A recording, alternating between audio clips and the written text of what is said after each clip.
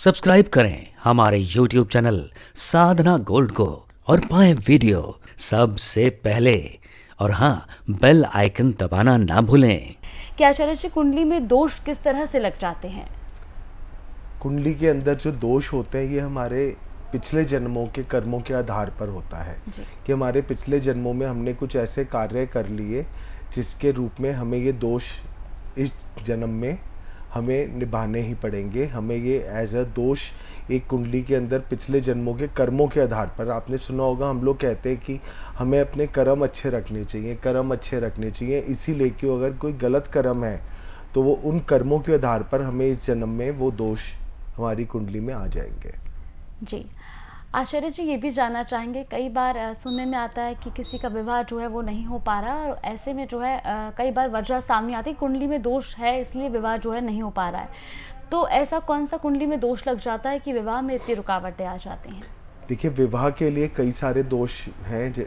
Main विवाह का कारक है 7th हाउस और कारक है शुक्र और गुरु की कृपा, दोनों शुभ ग्रहों की। लेकिन अगर कुंडली में मांगलिक दोष एक कहा गया है जिसके बारे में मैंने आपको दो या 3 एपिसोड्स पहले बताया था, लेकिन कुछ अलग भी दोष होते हैं। विष दोष, श्रापित दोष, पितृदोष, षडाष्टक दोष।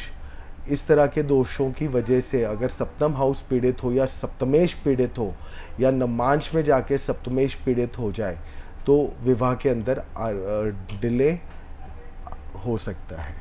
जी बिल्कुल। आचार्य जी, यहाँ पर ये भी जानना चाहेंगे कि ग्रहण दोष की आपने बात की थी, ये किस तरह का दोष होता है और क्यों ये कुंडली में जो है वो लग जाता है? ग्रहण दोष, आपने लूनर एक्लिप्स, सूर्य ग्रहण और चंद्र ग्रहण सुना होगा। ग्रहण हमेशा जब भी आते हैं तो महीने में 2 बार आते हैं। एक बार सूर्य ग्रहण भी ज़रूर आएगा और अमावस्या भी ज़रूर आएगी। इसके अंदर ग्रहण, जैसे हम अमावस्या के ग्रहण की बात करें तो अमावस्या के दिन लगता है सूर्य ग्रहण।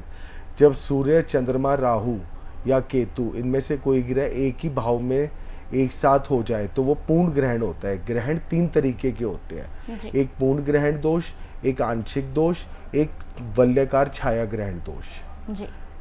अगर हमारे सारे ग्रह एक ही हाउस में बैठ गए, सूर्य, चंद्रमा, राहु या फिर केतु, राहु केतु हमेशा ऑपोजिट होते हैं 180 डिग्री के डिफरेंस में, तो वो उस हाउस में, पर्टिकुलर हाउस में ग्रहण बना देगा।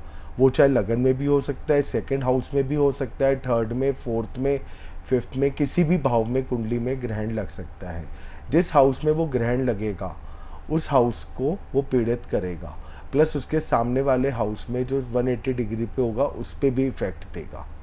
जी बिल्कुल। अब इसी के अंदर ग्रहण के अंदर है, अगर सूर्य निकल गया है, राहु, केतु, चंद्रमा या खाली सूर्य बैठा हुआ है तो ये छाया ग्रहण या वलयाकार ग्रहण, इस तरफ वो एक ग्रहण की इंटेंसिटी कम हो गई, लेकिन ग्रहण दोष फिर भी वो कहलाया जाएगा।